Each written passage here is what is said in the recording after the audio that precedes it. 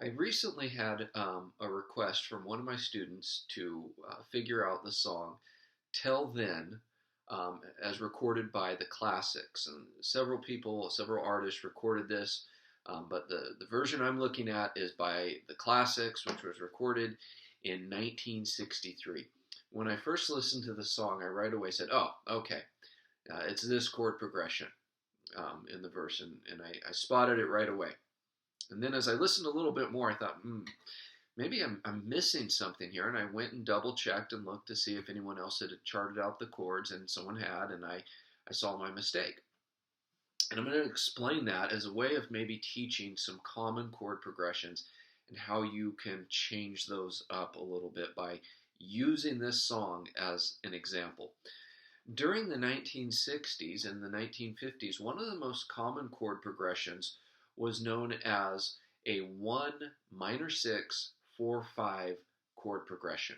And what we're talking about when we use those numbers is we're talking about the relationship of the chords to the root chord or the key chord of the song. So this song's in the key of E, and so I'm starting with an E major chord. Now if I start with E is my 1 chord. E is the first note in the E major scale. And if I count up my E major scale, if I go from my E, F sharp, G sharp, A, B, C sharp, that's 6. So when I get to now I play my next chord, which is a C sharp minor chord. That's the 6th chord.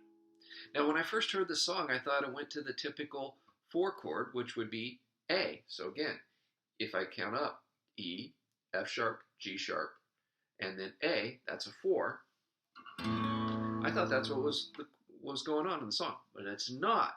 Actually, they were replacing that A chord with the relative to the A, which would be F sharp minor. So it's the 2 chord. Now that's an interesting little change. So many songs from this era would go the A chord,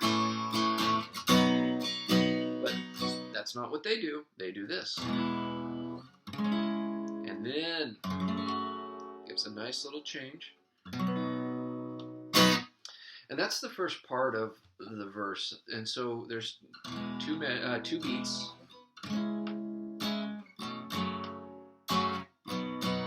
one more time: E, C sharp, F sharp minor, B major. Then it goes now to that 4 chord A,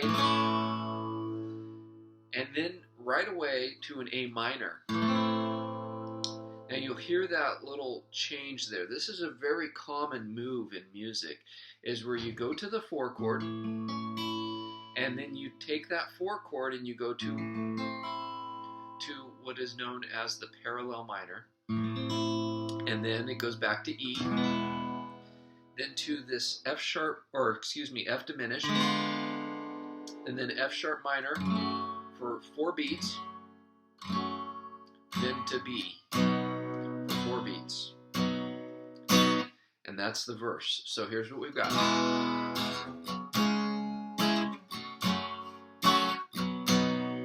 One more time: E, C sharp minor, F sharp minor, B, A minor, E, F diminished, F sharp minor for 4 beats, 3, 4, and then B, 3, 4. And that is just the verse of the song Till Then. Now a couple of things I want to point out is we have some music terminology that I've been using. One, I talked about the relationship between the 4 chord and the 2 chord. Instead of using the A chord, they used an F sharp minor chord. No, this is called a relative. A major is the relative major to F sharp minor, and F sharp minor is the relative minor to A major. And all that means is that they share many of the same notes, and so they're very similar. Now they're different, but they are similar. And then the other phrase that I used was a parallel minor. And that's what takes place in the latter half of the verse, where we begin with that A major chord, and the root stays the same, the fifth stays the same there, so this part of the chord is the same, but that major there changes to an A minor. And so that is what we call a parallel minor. And so we get to deal with the subjects in music theory of parallel minors and relative minors, very common music theory terms, and we see them being used and applicable here in this song. I hope that's a helpful introduction to some musical theory terms to you, and if not, then I hope this is a fun song for you to learn.